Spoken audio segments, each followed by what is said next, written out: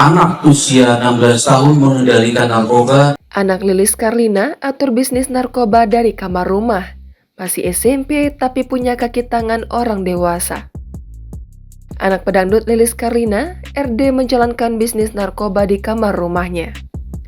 Ia membeli obat-obatan terlarang tanpa izin edar melalui online dalam bentuk botol dan dus dengan jumlah banyak.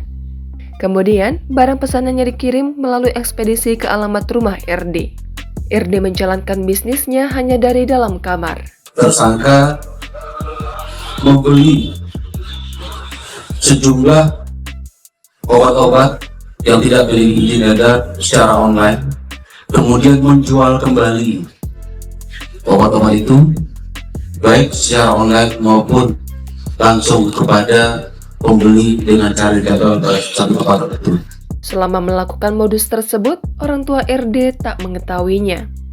RD mengaku menjual barang haram tersebut bukan karena kesulitan ekonomi, sebab uang jajan dari orang tuanya terbilang cukup. RD sudah mengonsumsi obat terlarang daftar G sejak usia 13 tahun. Lalu, pada usia 14 tahun, ia mulai menjadi pengedar dan mengonsumsi narkoba jenis sabu yang didapatkan dari seseorang berusia 26 tahun di lingkungan tempat tinggalnya. Bocah yang masih duduk di bangku SMP itu ditangkap oleh jajaran Satreskrim Polres Purwakarta di rumahnya di kawasan Ciwareng, Purwakarta, Jawa Barat pada Minggu 12 Maret lalu. Saat dimintai keterangan polisi, RD mengaku memiliki kaki tangan dalam menjalankan bisnis obat-obatan terlarang itu. Ialah I, pria berusia 26 tahun, yang membantu memperjualbelikan obat-obatan terlarang itu secara bebas. I diketahui sebagai pengedar narkoba. Kini, I juga sudah ditangkap. Anak usia 16 tahun mengendalikan narkoba dengan menjadikan laki-laki dewasa 26 tahun kaki tangan peredaran narkotika.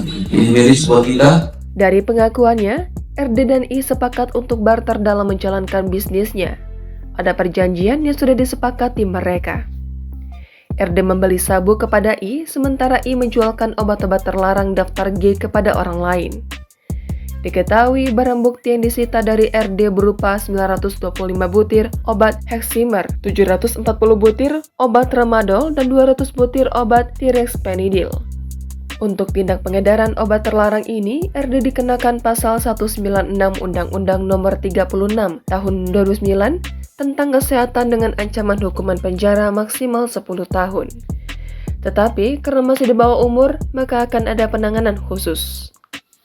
Sementara atas tindakan mengonsumsi sabu tersebut, RD tidak dikenakan pasal hukum karena berstatus sebagai pengguna bukan pengedar. Kendati demikian, RD akan tetap menjalani asesmen dari kepolisian.